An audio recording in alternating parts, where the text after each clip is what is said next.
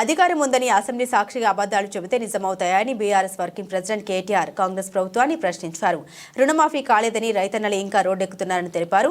100% రుణమాఫీ అయిందని నిరూపిస్తే రాజీనామాకు సిద్ధమని శాసనసభ సాక్షిగా సవాల్ విసిరితే స్వీకరించకుండా ప్రభుత్వం తోక ముడిచిందని మండిపడ్డారు.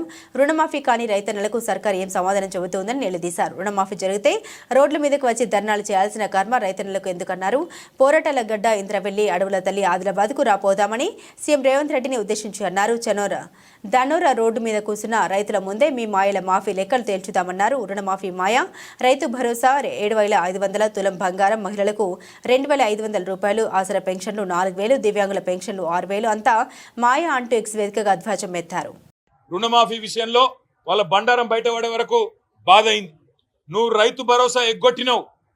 ఆ రోజు ఇదే ముఖ్యమంత్రి అన్నాడు, ఎవడయ్యా అవులగాడు, ఎవడయ్యా దివానగాడు, రైతు బంధు బంద్ అవుతుందని చెప్పిన అవులగాడెవడు, దివానగాడెవడు అని నోరు బారేసుకున్నాడు ముఖ్యమంత్రి రేవంత్ రెడ్డి. ఆనాడు కాంగ్రెస్ పార్టీ ఎంపీగా, పిసిసి అధ్యక్షుడిగా. ఇవాళ నేను అడిగిన సూటిగా, మరి ఇవాళ వానాకాలం రైతు బంధు ఎగ్గొట్టిన అవులగాడెవడు, వానాకాలం రైతు బంధు ఎగ్గొట్టిన దివానగాడెవడు చెప్పాలి వ్యవసాయ మంత్రి గారు అని చెప్తే ఏం చేయాలనో తెలియక ఇవాళ నోటికొచ్చిన కారు కూతలు, అక్కసుతో కూడిన మాటలు.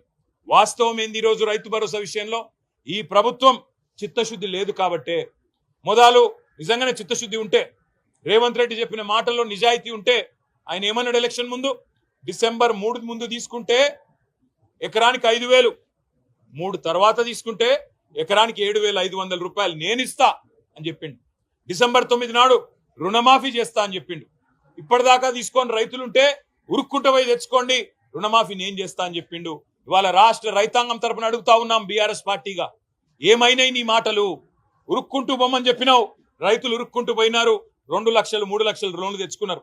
తెచ్చుకున్న తర్వాత ఇవాళ వాళ్లకు మోసం చేస్తూ నీ మాయ మాటలతో బుకాయించి ఇవాళ 25% మాత్రమే రుణమాఫీ చేసి 100% అయిందని చెప్పి 550 కోట్ల రూపాయలతోని పత్రికల ప్రకటనలు మాత్రం ఇచ్చుకున్నావు.